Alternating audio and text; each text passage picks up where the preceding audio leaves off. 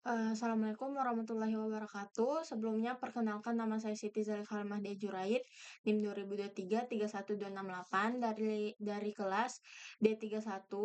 Di sini saya akan menjelaskan mengenai jawaban nomor 2 saya dalam UAS rekayasa perangkat lunak.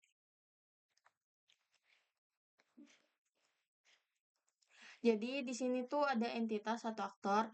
Nah, di sini saya membuat entitas satu aktor itu ada anak kos.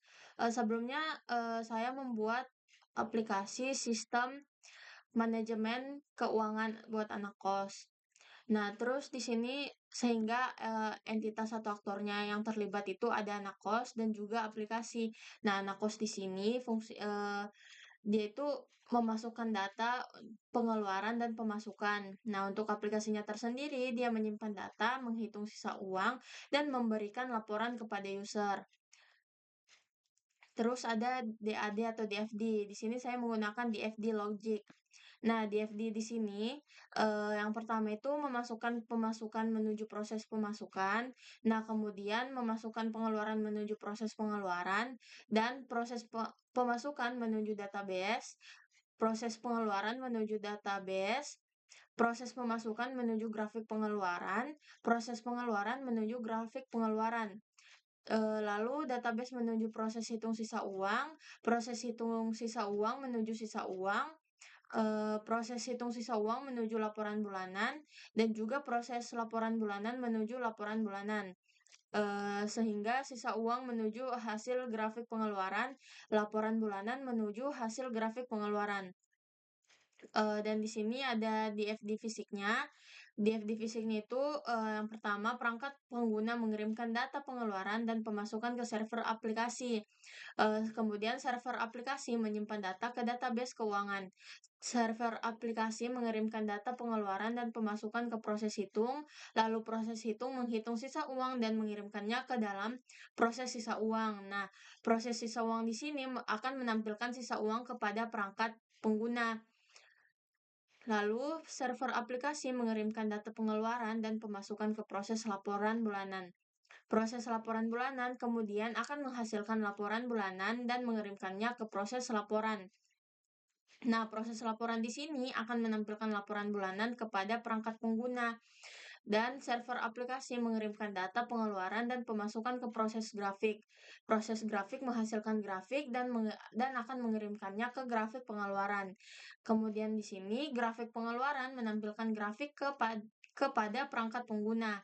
Di sini ada kamus data. Bisa dilihat di sini ada nama data, ada deskripsi, ada tipe data, ada pengguna, ada proses yang menggunakan, dan juga ada keterangan. Yang dimana tujuan data di sini tuh transaksi, ID transaksi untuk membedakan setiap transaksi secara unik. Dan tanggal transaksi digunakan untuk mencatat keuangan. Tanggal pengeluaran atau pemasukannya, jumlah uangnya digunakan untuk mencatat jumlah uang yang terlibat dalam transaksi. Dan kategori transaksi mengelompokkan transaksi. Tepat transaksi menentukan apakah transaksi adalah pengeluaran atau pemasukan. Di sini ada sisa uang, menampilkan beberapa uang yang tersisa setelah transaksi. Laporan bulanan menyediakan laporan keuangan bulanan. Grafik pengeluaran menampilkan visualisasi data pengeluaran. Dan di sini ada ID pengguna, nama pengguna, hingga perangkat. Ini dia adalah use case yang telah saya buat. Yang dimana aktornya adalah anak kos dan aplikasi, dan di sini use case-nya memasukkan data, kemudian setelah data dimasukkan akan menyimpan data. Terus menghitung keuangan, membuat laporan, membandingkan data, dan menampilkan laporan. Dan di sini ada kelas. Di sini saya membuat 3 kelas. Yang pertama user atau anak kos dengan ID user, tipenya integer, nama tipenya string, dan email tipenya string. Metodenya kemudian ada input data. Terus data keuangan di sini ada ID transaksi tipenya integer, tanggal tipenya date, kategori tipenya string, jumlah tipenya double, dan tipe transaksi tipenya string. Metodenya simpan data dengan tipe boolean, hitung saldo dengan tipe double. Nah, di sini ada laporan. ID laporan itu tipenya yang digunakan itu integer, kemudian ada periode, tipenya integer, total pengeluaran double, total pemasukan juga double, grafik pemasukan tipenya string, dan metodenya ada buat laporan string, bandingkan data tipenya string. Di sini ada activity diagram. Ini dari proses mulai ketika kita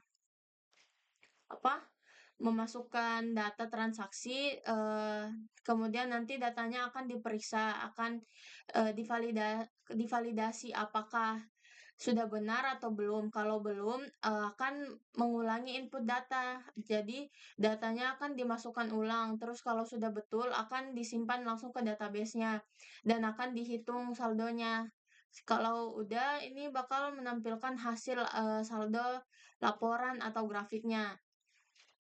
Nah, di sini ada sequence diagram, ada anak kos, ada aplikasi dan database. Nah, anak kosnya di sini akan memasukkan data. Nah, kemudian datanya akan disimpan. Nah, nanti database-nya akan menghitung total pengeluaran, pemasukan, dan hitung sisa uang. Dan akan menampilkan hasil. Nah, di tampilan hasil ini kita dapat melihat laporannya.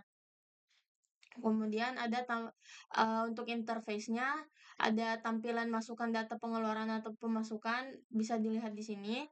Terus ada tampilan sisa uang dan grafik pengeluaran, dan juga ada tampilan laporan bulanan. Yang terakhir, rencana pengujiannya atau testing plan-nya, ada pengujian fungsional, ada pengujian non-fungsional, yang dimana pengujian fungsionalnya ini memastikan bahwa semua fitur aplikasi berjalan sesuai dengan spesifikasi, masukkan data pengeluaran atau pemasukan, proses penghitungan, hingga grafik pengeluaran, dan laporan bulanan. Nah, di pengujian non-fungsionalnya ini ada pengujian kinerja atau performance testing, dan ada pengujian keamanan atau security testing, dan pengujian antarmuka pengguna atau user interface testing. Di sini ada pengujian user interface atau UI, ada usability testing. Nah, di sini ada pengujian kompatibilitas, yaitu pengujian browser dan platform. Lalu ada pengujian integrasi. Di sini ada integrasi dengan database. Nah, di sini ada rencana pemeliharaan atau maintenance plan. Di sini ada pemeliharaan preventif, dia pembaruan rutin, pemeriksaan keamanan, pengujian kompatibilitas, pemeliharaan korektif, dan di dalam pemeliharaan korektif ini ada perbaikan bug, perbaikan kinerja. Di dalam pemeliharaan adaptif ada pembaruan fitur, ada pengoptimalan untuk perangkat baru. Pemeliharaan proaktif ada pengawasan kinerja dan umpan balik pengguna. Itu saja yang dapat saya jelaskan untuk soal nomor 2 dalam ujian akhir semester rekayasa perangkat lunak kali ini. Lebih dan kurangnya mohon dimaafkan. Wabillahi taufiq wal hidayah. Wassalamualaikum warahmatullahi wabarakatuh.